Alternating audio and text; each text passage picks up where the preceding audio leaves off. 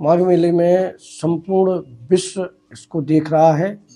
जिस भारत देश को वसुदेव कुटुंबकम की भावना वाला देश माना जाता है, वह आपस में बुद्धिजीवी लोग लड़ रहे हैं कि मैं बड़ा। भाई गंगा माँ है, गंगा माँ में तो देखत श्यामल धवल हिलोरे तन पुलक भरत कर जोरे। भरत जी महाराज अयोध्या जी से पैदल आए और नहीं पद त्राण शीश नहीं छाया, प्रेम निरम व्रत धर्म अमाया।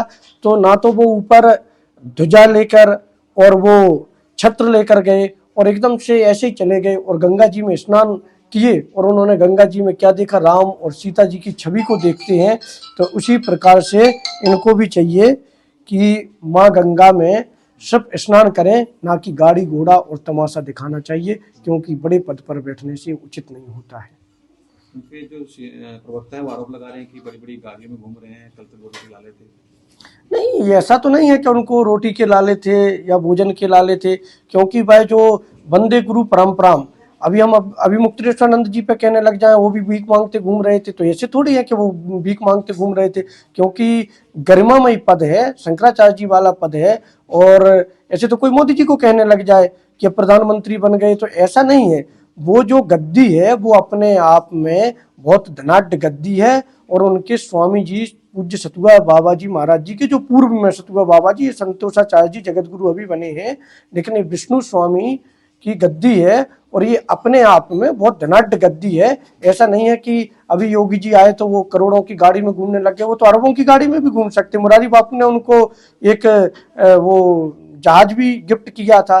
तो साधु महात्माओं के लिए कुछ नहीं है। एक अंतिम सवाल, छोटा सा जवाब चाहेंगे इसमें। क्या लगता है कि जो शंकराजी महाराज है, मुक्तेश्वर महाराज जो है, तो किसी पार्टी का मतलब कि एजेंडा चला रहे हैं? अब जैसे अखिलेश यादव जी का फोन आता है, उन पर अखिलेश यादव जी से बात करते हैं बड़े प्रेम से, फिर योगी जी को वो बताते हैं हुमायूं, बाबर, अकबर, तो औरंगजेब, ये संतों के लिए, योगी जी के लिए ऐसी भाषा का उपयोग करते, ये हमारी समझ से नहीं है।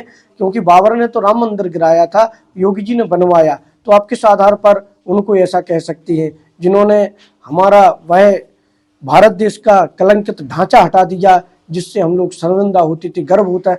जो जिन राम भक्तों पर गोली और डंडे बरसाए जाते थे योगी जी की सरकार में, उन पर पुष्प बरसाए जाते हैं और भगवा का आज पूरे विश्व में सम्मान होने लगा। ये योगी जी का त्याग और वैराग्य की पराकाष्ठा है।